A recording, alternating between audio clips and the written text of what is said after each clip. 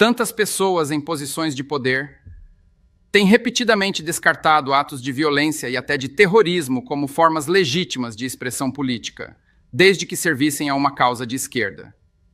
Obrigado a todos. Obrigado a todos por se juntarem a nós aqui hoje. Sinto-me muito honrado por este grupo distinto de pessoas ter viajado de todo o mundo para fazer parte desta conversa importante. Estamos gratos a vocês. Também quero agradecer aos membros da equipe e do gabinete do presidente que estão aqui hoje, o nosso diretor do FBI, Kash Patel, que está aqui conosco, obrigado. A nossa secretária de Educação, Linda McMahon, também se juntou a nós. Em breve ouvirão Stephen Miller, o vice-chefe de gabinete do presidente e um dos seus principais conselheiros em questões de segurança interna também. E, claro, o nosso secretário do Tesouro, Scott Bessent, está aqui. Mas, mais uma vez, quero agradecer a todos vocês que estão aqui hoje. Quero agradecer também a toda a equipe aqui do Departamento de Estado por organizar isto. É realmente um evento sem precedentes sobre uma questão sem precedentes, um momento, eu diria, na nossa história. Então, permitam-me começar por dizer que o dever mais essencial do Estado, a primeira responsabilidade, francamente, de qualquer governo, de qualquer tipo, é a proteção do seu povo. É a proteção do seu país. Esta é uma obrigação sagrada que deve transcender todas as divisões políticas e ideológicas. É por isso que, por exemplo, temos forças armadas, é por isso que temos agências de inteligência, é por isso que existem departamentos de contra-terrorismo, porque existem forças policiais. Manter o nosso povo seguro é a razão pela qual todos os países aqui representados têm todas estas coisas. Todos nós já conhecemos muito bem, claro, a esta altura, o que tem sido descrito como ameaças terroristas tradicionais. Durante 25 anos, o termo contra-terrorismo, pelo menos no Ocidente, significou, antes de mais nada, a luta contra o extremismo islâmico radical. E há uma razão muito pungente para isso. No dia 11 de setembro, no ano de 2001, 19 homens assassinaram 3.000 pessoas aqui no meu país. Depois, esse mesmo inimigo atingiu a Europa, assassinando quase 200 passageiros a bordo de trens em Madrid em 2004 e mais 52 a bordo de ônibus e do metrô de Londres no ano seguinte. Toda a arquitetura do contra-terrorismo ocidental foi reconstruída, do zero, em torno desse evento traumático singular. Isso fazia sentido na época. O nosso trabalho era manter o nosso povo seguro, e no âmbito do terrorismo, o espectro da jihad global era a principal ameaça à segurança deles. E assim fomos trabalhar. E reunimos uma coalizão global, trabalhando com muitos dos amigos que estão representados aqui nesta sala hoje. Destruímos o califado do ISIS. Matamos al-Baghdadi, al-Zawahiri e Bin Laden e construímos sistemas de inteligência e de aplicação da lei capazes de antecipar e parar ataques antes mesmo de o público ouvir falar deles. Todos os países aqui representados hoje desmantelaram uma ameaça terrorista em algum momento, emanando desta fonte. Os ataques e conspirações jihadistas nos Estados Unidos diminuíram em 2/3 desde o auge do ISIS. O número de pessoas mortas pelo terrorismo jihadista na Europa caiu cerca de 97% do ano de 2015 para o ano de 2024. Em outras palavras, em grande medida, a nossa estratégia de contra-terrorismo funcionou. A ameaça não desapareceu, claro. Continuará a existir, especialmente enquanto tolerarmos sistemas de imigração que importam as ameaças diretamente para as nossas respectivas pátrias. Mas esta ameaça foi severamente diminuída. O mundo parece muito diferente hoje, por causa disso. Durante muito tempo, no entanto, a nossa doutrina de contra-terrorismo teve um ponto cego. Um ponto cego quando se trata de violência extremista da esquerda política. Mesmo hoje, a própria ideia de que o terrorismo de extrema esquerda possa ser uma ameaça séria é tratada como um delírio da direita, ou pior, como uma conspiração fascista perigosa. É tratada desta forma por muitos na imprensa, por muitos na academia, nas nossas universidades e por muitas das nossas instituições tradicionais. Sem dúvida verão esse dogma surgir na cobertura desta mesma conferência. Apesar da realidade clara e inegável, apesar dos números e estatísticas objetivos, apesar do fato de que nesta sala hoje há representantes de todo o espectro político, ouviremos que este tipo de violência organizada e terror será descartado. Será descartado como uma ficção partidária. Toda uma indústria cresceu nos nossos países em torno do estudo do extremismo. Temos think tanks, bolsas de estudo, periódicos e consultorias, com um entendimento tácito entre eles, de que o único tipo de violência política que era uma ameaça real ao nosso sistema, que apenas um tipo de violência política era uma ameaça real ao sistema. Uma bomba plantada por um grupo neonazista era um ato de maldade nefasto e assassino. E é. Mas uma bomba plantada por um revolucionário marxista, bem, isso é apenas um trágico excesso de idealismo. Talvez os seus meios tenham sido equivocados ou zelosos demais, mas os seus fins eram virtuosos e justos. Essa é a implicação de como eles tratam isso. Durante anos, este extraordinário preconceito ideológico esteve embutido na forma como falávamos sobre violência política e extremismo. Foi repetidas vezes, até ser aceito como a base neutra e objetiva. Tão enraizado no consenso geral, que passou a ser considerado um fato apolítico. É a razão pela qual, aqui no meu país, tantas pessoas em posições de poder têm repetidamente descartado atos de violência e até de terrorismo como formas legítimas de expressão política, desde que servissem a uma causa de esquerda. É por isso que, durante os distúrbios de George Floyd, os chamados distúrbios de George Floyd no verão de 2020, enquanto criminosos e extremistas queimavam e saqueavam as grandes cidades da América e quase depararam o país de joelhos, governos municipais em todo o país simplesmente se recusaram a processar as pessoas que realizavam estes atos de violência e terror. É a razão para a imagem agora infame, talvez todos se lembrem disso, de um apresentador de notícias de uma agência muito proeminente. Um apresentador em pé em um bairro, consumido pelas chamas. Enquanto isso, o gerador de caracteres na parte inferior dizia que os protestos eram majoritariamente pacíficos. Isto foi algo pior do que um duplo padrão. A violência de esquerda não foi apenas desculpada. Foi tratada como sacrossanta, uma classe protegida por si só. Essa era tem que acabar. A coalizão nesta sala hoje inclui líderes políticos, especialistas e autoridades policiais de mais de 60 países em todo o mundo. Vocês vieram aqui de uma ampla gama de governos, partidos e convicções políticas. Alguns dos seus governos e o nosso discordam publicamente.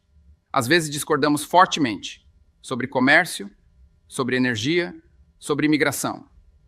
Vocês não vieram aqui hoje porque foram convencidos de cada aspecto da visão americana do mundo. Vocês vieram aqui. Vocês estão aqui porque, há 2 semanas, uma mulher de 72 anos teve mais de 80% do corpo queimado em sua própria casa, na Grécia, e morreu, executada por um coquetel Molotov porque a sua filha ousou candidatar-se a um cargo público. Vocês estão aqui hoje porque, durante 5 dias neste inverno, as luzes se apagaram em Berlim, o apagão mais longo na cidade desde a Segunda Guerra Mundial, desencadeado por um ataque que deixou dezenas de milhares de lares sem energia no frio congelante e deixou uma mulher de 83 anos morta. Vocês estão aqui e vieram porque, 1 mês após aquele apagão em Berlim, um jovem francês de 23 anos sucumbiu a lesões cerebrais traumáticas, espancado até a morte nas ruas de Lyon, por um grupo de bandidos militantes de extrema esquerda. Vocês estão aqui porque os seus líderes políticos estão sendo atacados, esfaqueados e baleados nas suas ruas, porque os seus negócios foram bombardeados, porque as suas ferrovias foram sabotadas, porque os seus policiais foram espancados e queimados. Vocês estão aqui porque isto é real e está piorando e não pode mais ser negado e não pode mais ser ignorado, porque é hora de esmagar este mal para sempre. O fato simples é que nada disto que acabei de descrever é novo. O terrorismo político de extrema esquerda não é uma novidade moderna recente. Não é uma ficção fabricada por políticos conservadores. Durante a maior parte da era moderna, foi de fato a forma dominante de violência política. Cada um dos nossos amigos aqui das nações do hemisfério ocidental se lembra. Lembrem-se das décadas de sequestros, bombardeios, assassinatos e execuções, o terror violento dos Tupamaros, dos Montoneros, das Farc, do ELN. Vocês se lembram da selvageria desumana do Sendero Luminoso do Peru, os fanáticos maoístas que massacraram as aldeias camponesas do Peru, matando mulheres grávidas e recém-nascidos a golpes de machado e facão. Vocês se lembram das dezenas de milhares de guerrilheiros marxistas treinados para matar nos campos terroristas de Castro. Todos vocês aqui da Europa se lembram. Vocês se lembram dos massacres com metralhadoras das Brigadas Vermelhas da Itália, que mantiveram o primeiro-ministro por 5 mandatos em cativeiro por 55 dias, antes de submetê-lo a um julgamento revolucionário do chamado Tribunal do Povo e executá-lo em 1978? Vocês se lembram da campanha de quase 3 décadas de bombardeios, sequestros e assassinatos da fração do Exército Vermelho na Alemanha, matando dezenas e ferindo mais centenas? Vocês se lembram da Organização 17 de Novembro na Grécia, os extremistas marxistas que aterrorizaram Atenas por mais de um quarto de século, incluindo, a propósito, a morte a tiros do chefe da estação da CA do meu país, do lado de fora de sua casa, na frente de sua esposa, quando eles voltavam para casa de uma festa de Natal. E aqui na América nós nos lembramos. Nós nos lembramos do mesmo reinado de terror mortal, justificado pelos mesmos slogans, motivado pelas mesmas ideias perversas. Nós nos lembramos do Weather Underground, que bombardeou o Pentágono, que bombardeou o Departamento de Estado e bombardeou o Capitólio. Nós nos lembramos do Exército de Libertação Negra, que realizou assaltos à mão armada e executou policiais a queima-roupa. Nós nos lembramos do Exército de Libertação Simbionês, que matou a tiros um superintendente de escola pública com balas de ponta oca cheias de cianeto. Em um período de 18 meses, entre 1971 e 1972, o FBI registrou cerca de 2.500 bombardeios em solo americano, uma taxa de quase 5 por dia. A parcela esmagadora dessa violência veio de extremistas de esquerda. Entre 1970 e 1980, 93% dos ataques terroristas no Ocidente vieram da extrema esquerda extremista. Estes são números que chocariam a maioria dos americanos hoje, porque fomos ensinados a acreditar que este tipo de violência política simplesmente não existe ou está sendo exagerado. Mas existe. E, na verdade, estamos subestimando. E as nossas nações carregam as cicatrizes para provar isso. E hoje enfrentamos uma nova onda deste velho mal. Aqui nos Estados Unidos, a parcela de ataques e conspirações terroristas de esquerda aumentou para níveis não vistos em décadas. Na Alemanha, a violência de extrema esquerda saltou mais de 40% apenas no último ano. Na Grécia, more de 80% da violência radical é agora impulsionada por atores de extrema esquerda e anarquistas. Estes não são dados abstratos. Os americanos viram o que esses números significam. Um ataque total contra os nossos agentes de imigração, ataques de atiradores de elite, explosivos, emboscadas armadas, um atirador transgênero abrindo fogo contra alunos de uma escola primária católica enquanto rezavam, com a sua arma marcada com slogans como "Onde está o seu Deus agora?" Um executivo da área de saúde, executado, a sangue frio, nas ruas. Múltiplas tentativas de assassinato contra um presidente em exercício, e o assassinato do maior ativista conservador de uma geração. Um homem que por acaso também era marido e pai de 2 filhos pequenos, baleado e morto enquanto falava para uma multidão de estudantes. Este é um mal distinto e único. Sempre foi impulsionado por um ódio. Acima de tudo, um ódio pela própria civilização. É uma revolta dos piores contra os melhores. Uma revolta dos fracos e covardes contra os fortes e bons. É perpetrado por aqueles que não conseguem construir, que não conseguem criar, que não conseguem alcançar grandes coisas. E se vingam do mundo pela sua própria inadequação, procurando destruir aqueles que conseguem. Isto é o que é o esquerdismo radical. Pode usar vários slogans e ideologias diferentes ao longo do tempo e do espaço.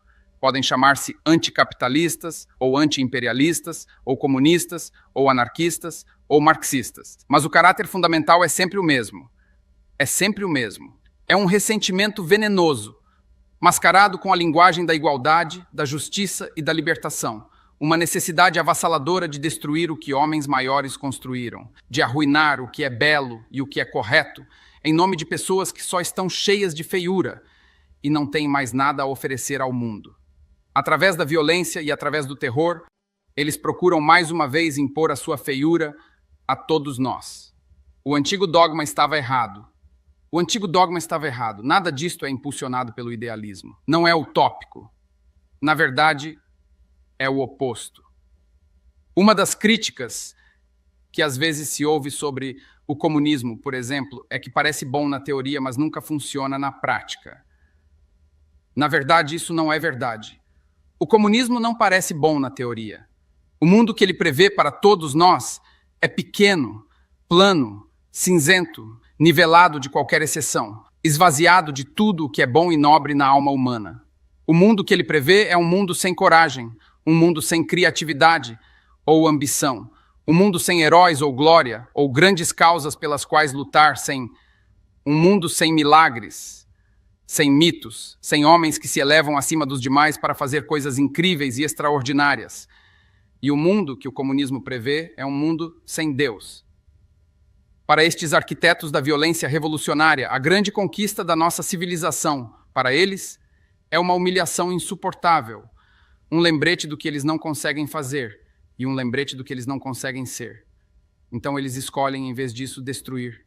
Eles atacam oleodutos, eles atacam ferrovias, eles atacam redes elétricas e laboratórios, os símbolos físicos e concretos do poder, da invenção e da conquista. Esta é a natureza do terrorismo que enfrentamos hoje. Eles desprezam o Ocidente, porque o Ocidente é grande. Esta é uma conferência internacional, porque estamos enfrentando uma ameaça internacional, estamos enfrentando uma ameaça transnacional. Estas não são células distintas e isoladas, são redes interconectadas. Eles não reconhecem as nossas fronteiras, eles não acreditam de fato no próprio Estado-nação.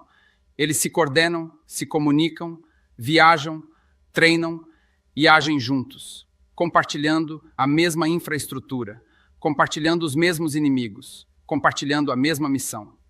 Militantes da Antifa e os seus camaradas viajam de toda a Europa e para as Américas para participar nos ataques uns dos outros, para canalizar propaganda, materiais de treinamento e informações sobre alvos através de canais criptografados compartilhados, movendo-se através de redes clandestinas de abrigos e financiamento e sustentando as suas operações através de fundos transnacionais. E trabalham ao lado de estados estrangeiros hostis que compartilham da sua missão, como as redes de procuradores iranianos do Iraque, que estão cada vez mais intimamente ligadas a grupos militantes de esquerda em todo o mundo. A vasta rede ideológica e de inteligência do regime cubano ajudou a construir a extrema-esquerda no nosso país e no nosso hemisfério, e continua intrinsecamente ligada aos grupos e movimentos de extrema-esquerda em todo o Ocidente e além dele. Os terroristas de extrema-esquerda de hoje podem arrecadar dinheiro em um país. Eles podem hospedar as suas comunicações em um segundo país, podem receber treinamento em um terceiro país, podem recrutar militantes em um quarto país e depois, juntos, atacar um alvo em um quinto país.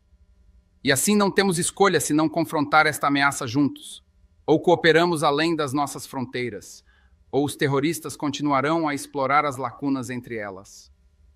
Sob o presidente Trump, pela primeira vez, os Estados Unidos estão construindo a infraestrutura, a parceria e a estratégia para derrotar o flagelo do terror de extrema esquerda.